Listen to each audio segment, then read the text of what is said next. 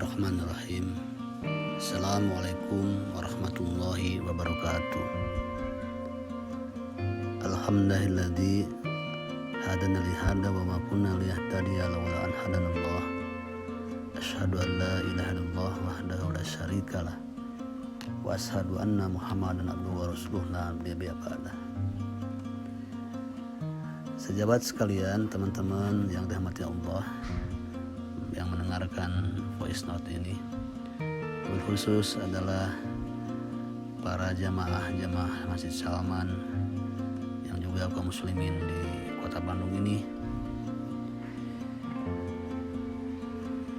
Bulan Ramadan tahun ini kita tahu bersama adalah bulan Ramadan dengan banyak kekhususan, kekhasan yang tidak pernah kita duga sebelumnya.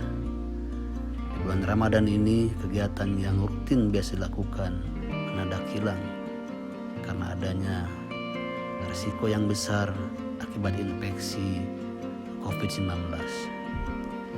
Sebagai muslim kita sepakat bahwa sesuatu yang lebih mudarat, lebih besar patut dihindari. Maka kita semua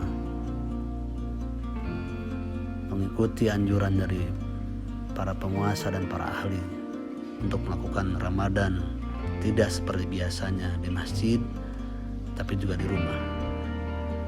Bukan berarti tidak memakmurkan masjid, karena intinya adalah ibadah yang dilakukan bisa di mana saja. Kondisi yang seperti inilah yang akhirnya memaksa kita dalam tanda kutip untuk beribadah di rumah masing-masing.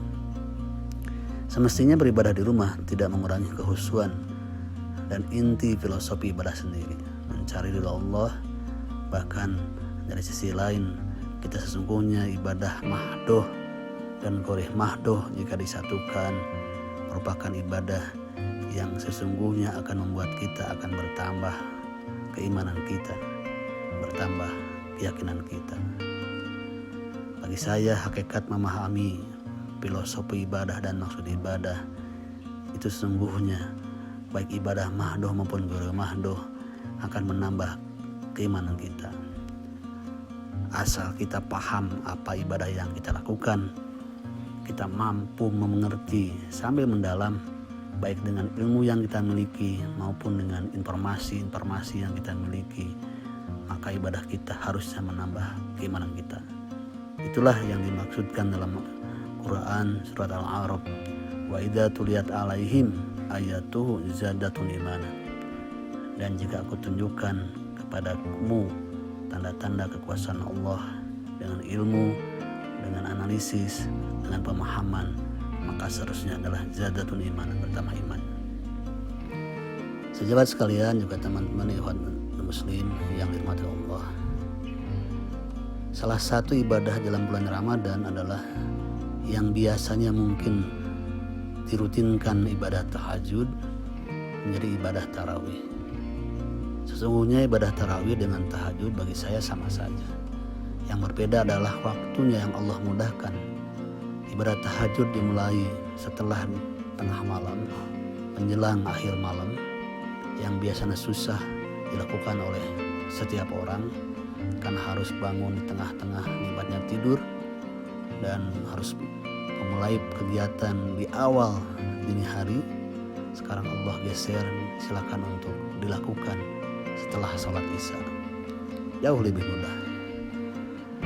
Jika memahami seperti itu bahwa salah satu ibadah Ramadan yang ada yang khas di bulan Ramadan tarawih dan Allah memberikan kemudahan dengan cara dilaksanakan pada isya, kita bersyukur. Ini area latihan, area untuk membiasakan diri melakukan sholat yang cukup panjang. Paling panjang kalau ibadah sholat yang wajib itu hanya 4 rakaat. Ditambah dengan sunat mungkin di zuhur bisa akan 2 menjadi 8 rakaat. Ini 11 rakaat boleh dilakukan setelah isya. Ada beberapa kelompok yang lakukan sholat tarawih lebih dari 11. Kita ambil yang 11 saja. Nah, hari ini saya ingin bicarakan bahwa sesungguhnya kalau peluang ini diambil dengan kegembiraan, dengan merasa bersyukur bahwa ini bagian dari rukhsah, bagian dari kasih sayang Allah, dalam rangka untuk diberikan kemanusiaan, untuk memberikan sesuatu, pasti kita yakin sesuatu yang diberikan oleh orang yang mencintai makhluknya adalah sesuatu yang berharga dan bermanfaat. Jadi kalau dilakukan dengan benar, sesuai dengan contoh Rasul, dengan teratur, maka insya Allah ada fadilah, ada manfaat.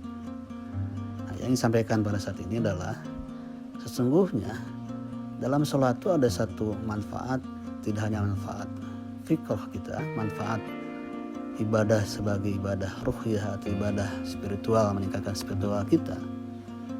Banyak kajian yang mengatakan sholat adalah bentuk interaksi dengan Sang Maha Pencipta. Bagaimana kita menurunkan, mendowngrade ego dan emosi kita untuk berserah diri, bersyukur, bertafakur. Itu aspek spiritualnya. Bagaimana kita menundukkan keangkuhan, menundukkan diri kita di hadapan Sang Pencipta. Tidak ada apa-apa di hadapan Sang Maha Pencipta, di hadapan Allah Subhanahu wa taala. Kita berserah diri, berpasrah diri secara spiritual dan secara fisik juga kita lakukan. Kajian sudah banyak. Kalau kita menurunkan emosi, menenangkan dengan zikrullah, dengan sholat yang benar, maka secara teori akan menurunkan kadar kortison, yaitu hormon yang jika kadarnya berlebih bisa merusak struktur tubuh dan proses biologis kita.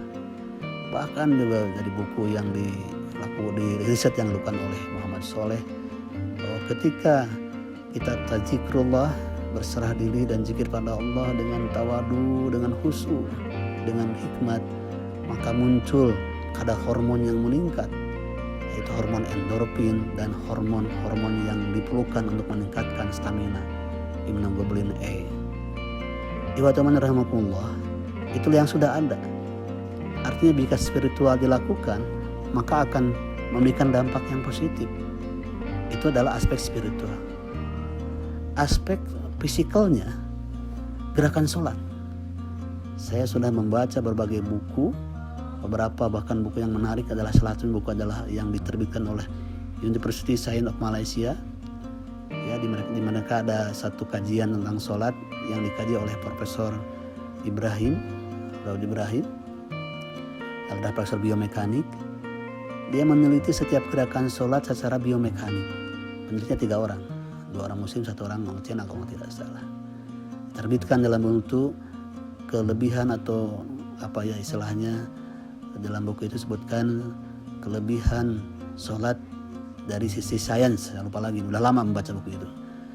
Sebagai seorang medis, saya tenaga medis, sebagai dokter, saya melihat bahwa itu sungguh-sungguh mengkaji dari sila gerakan sholat itu ada manfaat, faedah dan fadilah gerakannya, tapi harus dilakukan dengan betul. Dan betul ini dalam bahasa agama kita atau bahasa agama Islam adalah tumaninah. Artinya ketika kita takbiratul ihram, ketika kita ruku, ketika kita tawarruk, ketika kita itidal, ketika kita tawarruk, atau ketika rukun akhir juga. Itu ada fadilah-fadilah. Jadi saya ingat ketika waktu kecil di pesantren itu sholat, belajar diajarin sholat itu dengan tumaninah, cing rileks, cing ngeraos, merasakan sholatnya itu dengan enak, ya, pada tempatnya.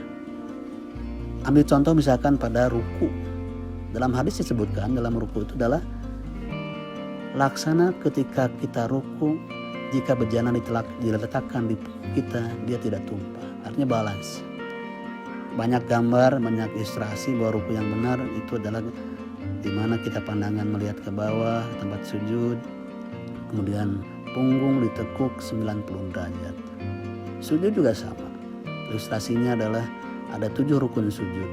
Dan pada saat rukun sujud dengan benar, dengan jarak yang sesuai ya, jarak sejadah itu 110-120 cm, itu akan membentuk sudut 45 derajat antara punggung dengan paha. Itulah yang disebut tumaninah. Juga pada saat tahiyat awal atau tahiyat akhir, bagaimana meletakkan kaki, meletakkan jari-jari kaki, kemudian memposisikan tangan, juga memposisikan leher, bahkan saat salam sekalipun.